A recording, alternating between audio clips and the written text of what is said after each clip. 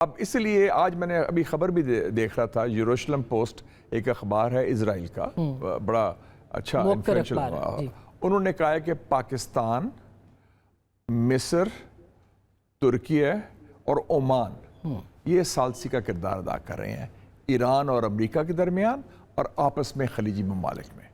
اور میں امید رکھتا ہوں کہ جو ہمارے پرائم منسٹر بھی گئے ہیں سعودی عربیہ، وہ اسی سلسلے کی ایک کڑی ہے، کیونکہ اب ہم نے قدم بہت پھونک پھونک کے لینے ہیں سب مسلمان ممالک نے، کیونکہ جو اوریجنل اسٹریٹجی تھی امریکہ اور اسرائیل کی وہ ناکام ہو گئی ہے۔ اب ان کی اسٹریٹجی ہے کہ مسلمانوں کو آپس میں لڑاؤ، بالکل، جیسے عمان کے اوپر حملہ ہوا تو ایران نے اس کی تردید کی، ایران کا ہم نے نہیں کیا، تو اب یہ موساد والے، CIA والے فالس فلیگ آپریشنز کر رہے ہیں، آذربائیجان کے خلاف کر لو، ترکی کے خلاف کر لو، اور بہانہ بازی ایران کر رہا ہے۔ تو یہ بڑا خطرناک موقع ہے تاکہ غلط فہمیاں ایران سعودی عربیہ میں پیدا ہوں کچھ، اور پاکستان کو بڑا پھونک پھونک کے قدم لینا چاہیے کہ ہم اس کے ٹریپ میں نہ آ جائیں۔ لیکن شاہد صاحب، پاکستان کا کردار کیا ہو سکتا ہے؟ یعنی ایک تو ہم نے 5 مطالبات رکھے تھے سعودی عرب کے سامنے کہ ہمیں تیل ڈیفر پیمنٹس کے اوپر، اور وہ جو تمام معاملات تھے وہ آپ کے سامنے ہیں، ایک تو پاکستان اس کے اوپر بات کرے گا، لیکن دوسرا جو گارنٹی کی بات کی ہے، کیا آپ کو لگتا ہے کہ سعودی عرب گارنٹی بن سکتا ہے خلیجی ممالک کی طرف سے، اور پاکستان گارنٹی بن سکتا ہے ایران کی جانب سے؟ میرا خیال دیکھیں نا، جو خلیجی ممالک ہیں وہ تو امریکہ سے بہت ناراض ہے نا، اس جنگ کا جو آپ کہنا کیا کھویا کیا پایا۔ ایک تو جو کھویا ہے کہ جو خلیجی ممالک نے جو 30-40 سال سے ایک گلف برانڈ بنایا تھا، دبئی، دوحہ، بحرین، قطر، کویت، دبئی شاپنگ فیسٹیول، اب بڑی سکون کی جگہ ہے، ریلیکس کریں، فن ان دا سن، وہ تو فارغ کر دیا نا انہوں نے، اور انہوں نے اڈے بھی دیے امریکنوں کو، ہتھیار بھی لیے، اسلحہ بھی دیا، ان کو میزبانی بھی کی، اور ان کو ملا کیا؟ الٹیمیٹلی تو امریکہ نے لیٹ ڈاؤن کر دیا، اور وہ اپنے خط دیکھ لیا UAE کے بزنس مین کا، شیخ خلف الابتور کا، کہ جی آپ کو کس نے کہا تھا یہ جنگ شروع کریں؟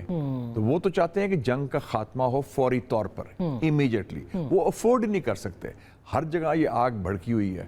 سو ایک تو وہ بڑا امپورٹنٹ ہے، دوسرا ہے ان کا اعتماد امریکہ پر اٹھ گیا، بالکل، اور سیاسی طور سے بھی، فوجی طور سے، دفاعی اعتبار سے بھی، یہ بڑا امپورٹنٹ ہے، کہ وہ اس لیے ہمارا پاکستان ہو، ترکی ہو، ہمارا کردار اور کلیدی ہو گیا۔ یہ ہمارے مسلمان بھائی ہیں، کم سے کم ہم ان پر اعتبار کر سکتے ہیں، اور اس وقت ایز وی سپیک اللہ کا فضل ہے کہ چاہے ریاض ہو یا تہران ہو، ہماری دونوں، اور آف کورس بیجنگ اور ترکی اور انقرہ وغیرہ تو ہے ہی ہے، اس میں بھی ہمارا ایک ہے اعتماد کا رشتہ۔ لیکن آپ کو نہیں لگتا کہ ہم ایک بڑی ٹائٹ روپ پہ بھی ہیں؟ بہت ٹائٹ روپ ہے، کہ ادھر سعودی عرب ہے، ادھر ایران ہے، پبلک اوپینین بھی ہے، ہماری معاشی مجبوریاں بھی ہیں، تو ہم اگر سعودی عرب کہتا ہے آپ کو کہ ہم پہ دوبارہ حملہ ہوتا ہے تو آپ حملہ کریں، جو کہ آج انہوں نے کہا مجتبیٰ خامنہ ای نے کہ اگر کوئی بیس استعمال ہوگی، میرا خیال یہ ممکن نہیں، وہ ایسے ایران کا کوئی ایسا حملہ تو نہیں ہو رہا ان کا، وہ تو انہوں نے بیسز پر جو کیے تھے، اور پھر بھی اس کے بعد اپوزیشن صاحب نے کہا بھی تھا کہ ہم نہیں کریں گے، اور ہمارے طرف سے بیان بھی آیا تھا ڈار صاحب کا کہ میں نے بات کی ایران سے، اور میرا خیال میں ان کا آپس میں بیک چینل بھی شروع ہو گیا سعودی عربیہ اور ایران کا، اور یہ معاملہ سنبھل جائے گا، کیونکہ وہ خود اس میں ٹریپ نہیں ہونا چاہتے۔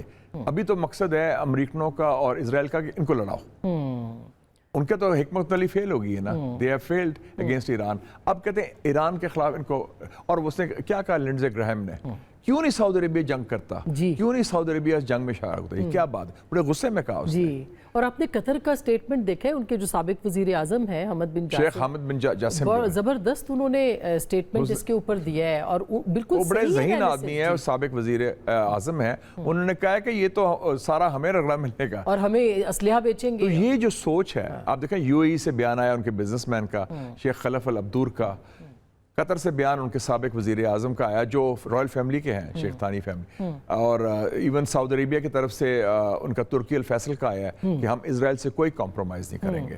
تو یہ آوازیں جو ہیں یہ عکاسی کرتی ہیں ایک عوامی رائے کی خلیج میں کہ ہمارا بیسک اینمی اسرائیل ہے، امریکہ پر اعتماد نہیں، اور مسلمانوں کو آپس میں لڑنا نہیں چاہیے۔ تو آپ کے خیال میں اس وقت تک ایران کا پلڑا بھاری ہے؟ جی، ایران کا پلڑا، اور وہ اپنی شرائط کو منوا سکتا ہے؟ ईरान ने, मैं समझता हूँ कि ये आलमी तारीख में कमाल कर दिया उन्होंने कि जिस तरह मुकाबला किया है, इस इतना हमला किया जो बेबुनियाद था, जिसका जवाज़ नहीं था, गैर कानूनी, गैर अखलाकी, बिला जवाज़। और इसका मतलब है कि अगर कौम में जान हो तो आप है। और इससे बड़ा अच्छा मैसेज गया है। 2 बड़ी जंगें हुई हैं जिसमें मुसलमानों को बड़ा हौसला मिला है। एक हमने जो मोदी का मुकाबला किया, एक नई स्पिरिट आई मुसलमानों में। पहले कहा जी मुसलमान, ये मुसलमान बड़े कमज़ोर है, मारे गए, ये बातें करते, जान नहीं है। उनके पाकिस्तान में बड़ी जान है। अब ईरान ने भी शो कर दिया है कि अमरीकी और इजराइल की मुश्तरका जारियत का डट के मुकाबला किया और उनकी चीखें निकल गई हैं। उनको तो उनका जो बुत था वो पाश हो गया कि इजराइल के पास बड़ी टेक्नोलॉजी है। ट्रम्प तो घबराया हुआ लगता है, बड़ा जो कहते हैं ना पंजाबी में पौंधलिया हुआ है जैसा, वो पता नहीं उसको क्या करूं, रोज बयान तब्दील कर रहा है, रोज पैंतरे बदल रहा है, और अब कह रहा है कि हम जीत भी गए और जंग भी खत्म हो जाएगी। हाँ, लेकिन उसके साथ साथ वो बुखलाहट भी है। उस बुखलाहट में कोई एटमी जंग के आसार तो आपको नजर नहीं आते? मेरे ख्याल में ये नेतन्याहू जैसे बदमाश है, क्योंकि इनकी गुफ्तगू में एक और चीज़ मुझे बू आ रही है, तहजीबी जंग की, जिसमें वो एक मजहबी अंसर भी शामिल कर रहे हैं, क्लैश ऑफ सिविलाइजेशन, मुसलमानों के खिलाफ। वो कि ये, और उसमें अलक्सा मस्जिद भी बंद कर दी है इन्होंने। किस लिए बंद की है? और उधर लोग कहते हैं कि सोलोमन का टेम्पल था, जो उनका अपना जो व्यू है। तो और लिंडसे ग्राहम ने कहा है कि इट्स अ होली वॉर।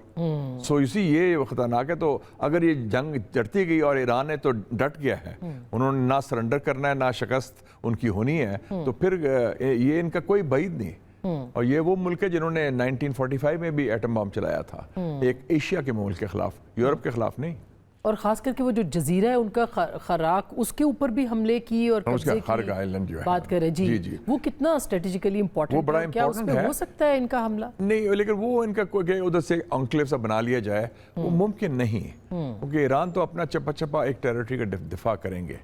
तो उससे पहले मुझे लगता है कि ये जंग बंदी की तरफ हम जा रहे हैं। अमन तो मैं नहीं कहूंगा, लेकिन कुछ डिफ्यूजन की तरफ जा रहे हैं, ताकि ऑयल प्राइसेस भी थोड़ी एंड जो मैंने कहा थोड़ी सी दूरी पैदा हो रही है नेतन्याहू और ट्रंप में। ट्रंप को पता है कि उसकी अब पॉलिटिकल सर्वाइवल लिंक्ड है इस जंग से, और उसके एडवाइजर्स भी अब कह रहे हैं कि आपने ये तो मरवा दिया। आप कहते थे अमेरिका फर्स्ट, ये इजराइल फर्स्ट है। आप कहते थे नो मोर वॉर्स, ये हो गया। और दूसरी बात है, अमेरिकन अवाम के लिए नंबर 1 इशू इकोनॉमी है, और आगे मिड टर्म इलेक्शन आ रहे हैं। और अगर मिड टर्म इलेक्शन ट्रंप हार गया, बी वेरी क्लियर आसमा साहिबा, इसको ये डेमोक्रेट्स छोड़ेंगे नहीं, ये इम्पीच करेंगे।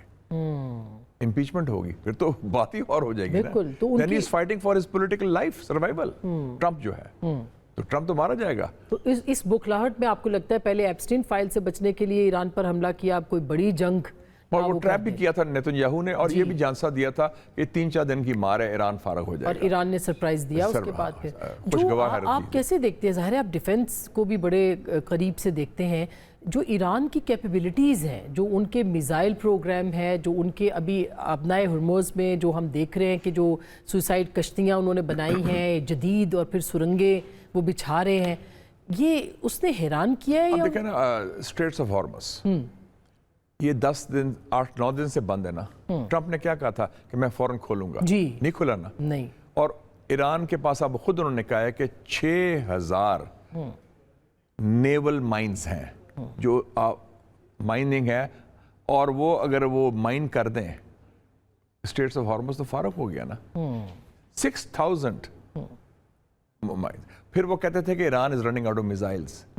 ईरान ने जो मिसाइल मारा है जब से आयतुल्लाह मुज्तबा खामनेई आए हैं, 1 टन का है, और उसने उड़ा दिया तल अवीव को, और हाइफा की जो सबसे बड़ी रिफाइनरी है उसको तबाह कर दिया, बिलियंस ऑफ डॉलर। और जो अमेरिकन अड्डों को अटैक हुआ है जिसमें उनके 3rd बैटरीज थे, वो तो बिलियंस ऑफ डॉलर्स का नुकसान हो रहा है। अभी तक अमेरिका का रोज का नुकसान, और कहते हैं टोटल वॉर का तो 100 बिलियन हुआ है, रोज का 1 बिलियन और 2 बिलियन डॉलर्स पर डे है, प्लस जो 15,000 आपकी फ्लाइट्स कैंसिल हुई, ट्रैवल, टूरिज्म, इकोनॉमी, एनर्जी, तो उसके अलावा जो उनकी कैजुअल्टीज भी हो रही हैं।